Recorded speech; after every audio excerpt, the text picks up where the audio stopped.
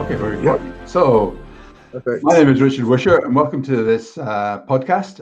Today, I've got Douglas, who's a good friend of mine.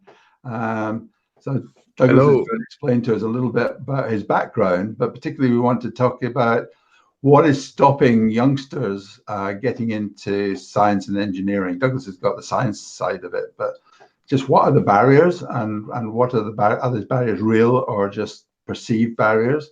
And what can we do to break some of these barriers down? So we're going to have to go at breaking some barriers down today.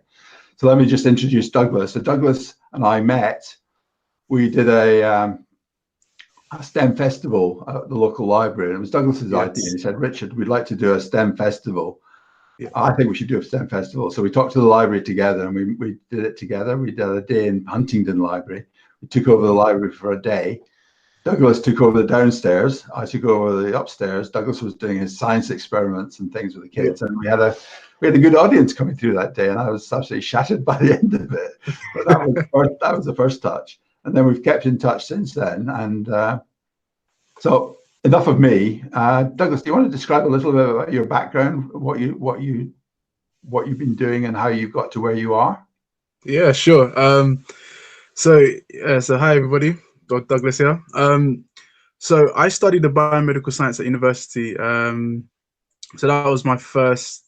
So when I studied biomedical science at university, I then started to invent things at university. So I was quite a tinkerer as opposed to just loving science. So I invented the first product at university, and it's basically called a waste not want not lamp. And it was a lamp that helps convert wasted heat energy into generated from a light bulb into some useful electricity so that you can charge your phone and other electrical appliances from it. So I was just playing around with like mercury and solar panels and just playing around with it, and it worked. I was able to generate some power from it. So I went. It opened a whole new world for me in the sense that I started going down the innovation route. So whilst I was studying biomedical science, I was also getting into the entrepreneurial side of things, entering competitions and things of that nature. And I quite liked that a lot.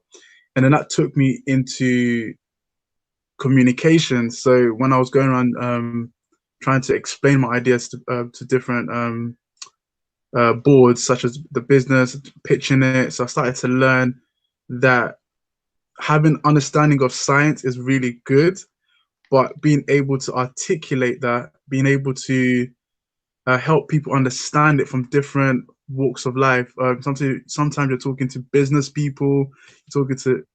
It's really hard, isn't it? So when you've got Yeah, a technical solution or some technical solution to a problem, and then you got to go in front of people who are not technical, and you got to try and yes, explain it in a non-technical yes, way.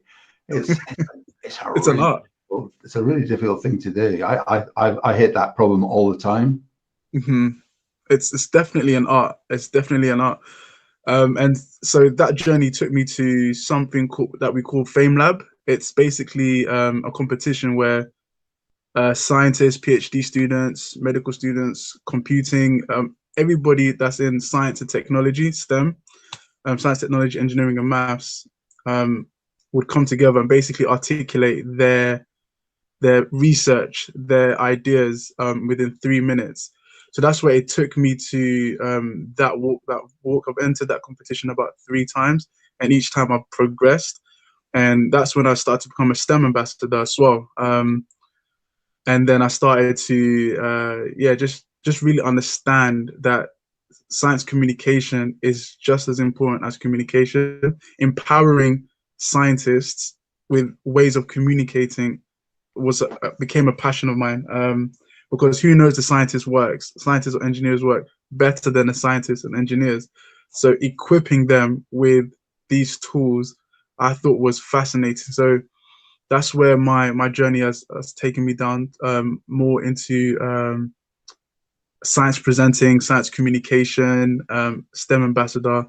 So when I finished my degree in biomedical science, um, I went to study a master's in sustainability. I did a year, and it's a part-time. I did a year, and then I realized when understanding my skill set, this is also another thing that took me on a journey. So understanding my skill set, and I realized I wanted to get more into UX design. I wanted to get into computing, and that took me on that journey into UX design. So the UX design is almost like it forms the same purpose as the sort of science communication. It's actually explaining explaining the interface between the technology and the user and trying to get that right. That's the user experience, isn't it? So it's the communication skills to actually and the technical skills, and if you got technical and communication, you're on the boundary between those two. So you're helping the tech explain itself, and you're helping the users explain their requirements to the tech. So you got you're talking two languages. Two languages, and the opposite side of it, it requires the ability to understand multiple systems. So it's systems thinking, being able to understand multiple systems and being creative with that. So I thought like that was the part of science that I enjoyed, is the innovative part of science. So that's why I picked to UX. But yeah, you're right. It's two different languages merging it into one. So you're just coming to the end of your the UX education that you're doing, and you're now looking to put that into practice in the real world. That's right. That's right. Yeah. The point I wanted to try and cover, Douglas, was why are we not? I'm a STEM ambassador, and I'm a subject matter expert within schools, and the real problem I'm finding is that people are. How do we get more diversity in the people doing science and doing engineering? So the big problems are gender, ethnicity, nationality, and age. So those to me are the three problem areas. And I don't think people are not wanting to bring in different genders, different ethnicities, different ages, different nationalities. I think they want to, but there seems to be an incredible barrier to take up.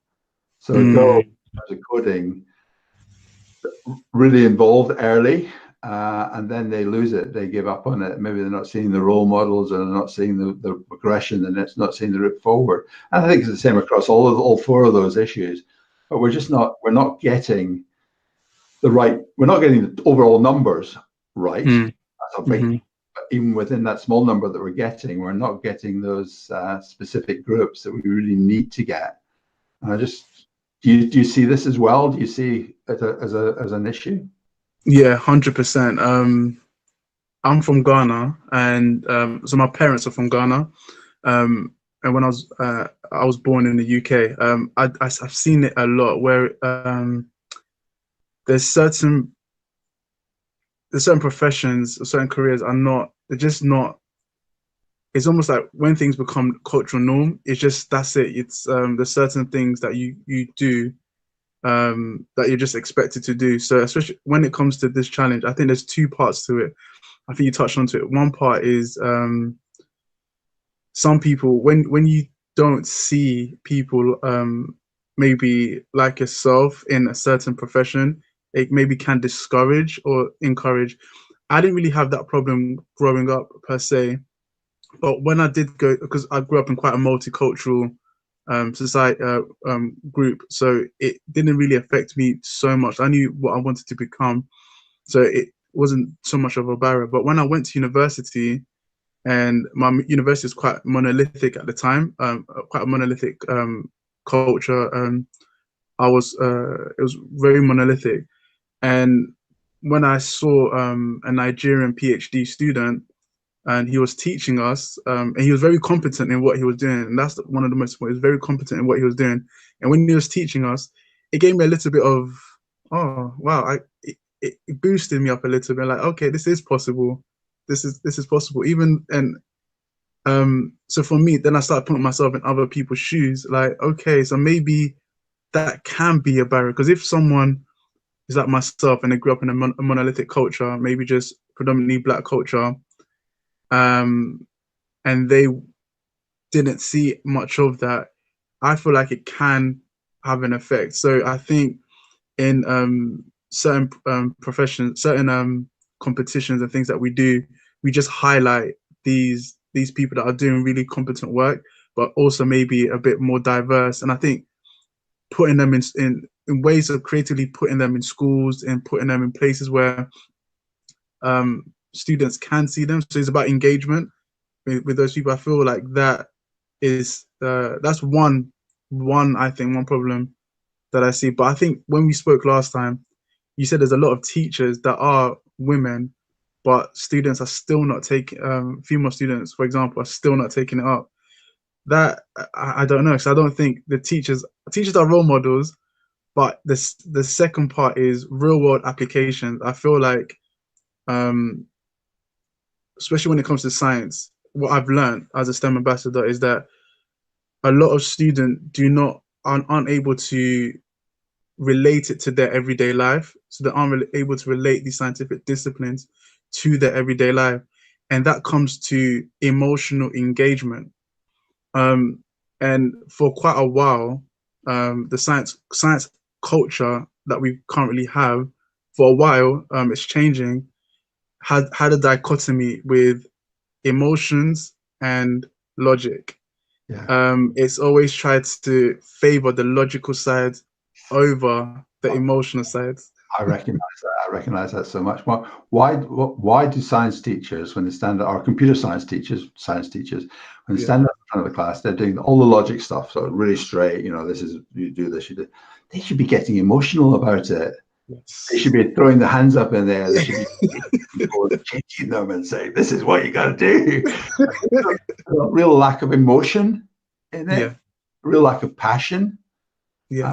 and I think they've really got to get sort of raise the roof a bit about their science. They've got to make them kids proud to be doing science, that they're actually Yes. leading their society and Yes.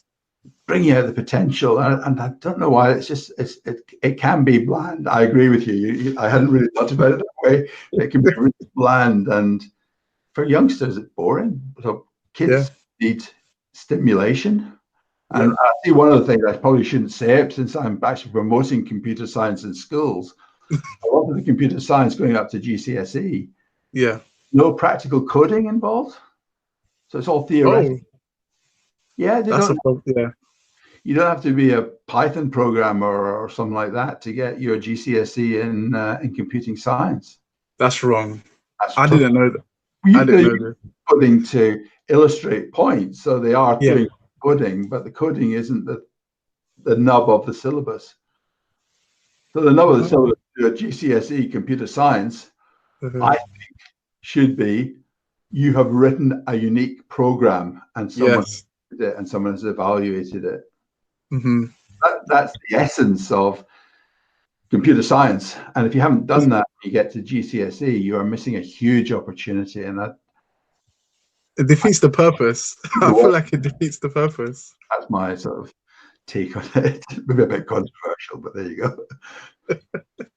So I think what you do at Code Club, you got to change the system by example, and not try and tear down the old edifices, because tearing them down is not going to solve the problem. No. You've got to revolutionize the edifices that are there. Yeah, yeah. So what you do in Code Club is actually quite interesting, because I've been to one of your Code Clubs, and I've seen the kids actually doing, so they're more doing. So are you saying in schools they don't get the opportunity to do that much? Yeah, no, I think you're absolutely right. And the thing is, with Code Club, where kids can actually go at their own pace, they're outstripping the layers, the year group model. So some of the kids that we've got in Code Club at age 7 are doing artificial intelligence, machine learning, 3D printing, CAD design. In schools, they don't do that until A level. So they're doing it 10 years before they need to do it in school. And of course, when they start doing it in school at 10 years' time, it's like years ago, and it's boring. So they're not actually not letting the kids drive the pace of change. We're still got the old metronome that goes, you will do this here, here, here, and here. The kids doing it at 10. Yeah. education system has got to change to recognize that and actually bring the curriculum forward, because the kids can do this. They're not and I think we haven't got that aligned. We haven't got the formal education metronome aligned with what the kids are capable of and what they're now learning. And I think it shocks some teachers, because teachers say, these kids know an awful lot more than me, and I've got to stand up in front of them. How do I do that? And I see that, I sympathize with that, and I'm really impressed by the teaching profession as I've got engaged with it. It is really impressive, and the teachers are extremely impressive. But we just got to shape this stuff properly working. Douglas, how do we put the world to rights? I just feel there's multiple ways that we can go through this. I think even having Code Club, because I remember speaking to you about having you have a lot more engagement in Code Club from different diversities, from different ethnicities. We spoke about this, so I feel like at the dojo, you're doing something right. You're doing something right. And there's some projects that you were doing that I really enjoyed when it came. This is what brings the emotional aspect into it, is that you was doing projects that help the kids to go into space. I remember that project that you did. That's very emotionally engaging. It's called the AstroPi Challenge, and in fact, it's just been relaunched again. So we were writing software that was going onto a computer in the International Space Station, and it was being run live by astronauts, and it was talking to the astronauts, and it was measuring temperatures and pressures on board the space station. And then the kids got a certificate back from the astronaut, signed by the astronaut that actually did it, and alongside it about where the International Space Station was in orbit when their project was run. So it's just little things, but it just shows this is real stuff. This isn't just make-believe. This is out in space. It's being run, and the certificate to say you've done it. So this sort of making the experience real is so important. That's right. Thank you very much for the compliment on the Code Club. So we're no problem. I really love it. my volunteers, and the youngsters are brilliant. Yeah. Anyway, I think we probably covered what we need to cover, Douglas. And I hope we've given a little bit of inspiration to people out there. Just for completeness, so do you want to just give you're just finishing your UX education? You're just finishing your course. Yes. You're looking for your next role or your next job or jobs that you can do in science education or communication or UX. You just want to give details how people can find you? They want to contact you? Yeah, sure. So you can find me on Twitter at Doug_Science. You can also find me on Instagram, which is at DougScience. And you can also reach out to me on Facebook as well, which is also at DougScience. And I'm also on LinkedIn. My LinkedIn page is Douglas Achampong. I'll put my name, my surname somewhere where you can find me. And also, I'm also working on a project called Science Go. It's basically a project that helps people to be able to see and interact with science in their everyday world. So we're fusing the emotional and logical side of science together in a form of gamification and storyline. So the science is at the curriculum level. So we're using proper science education, but we're also engaging with gamification, helping people to actually see science around the everyday world and interacting with it. You can also follow me on that at Science Go, which is on Instagram. So stay updated with that one. So that's where you can find me. Yeah. Okay, so guys, he's the guy. Doug, you're really good luck with your UX career, Douglas. Thank you very much. Thank you. I really enjoyed this. Thank you very much. Bye. You too. Take care. Bye.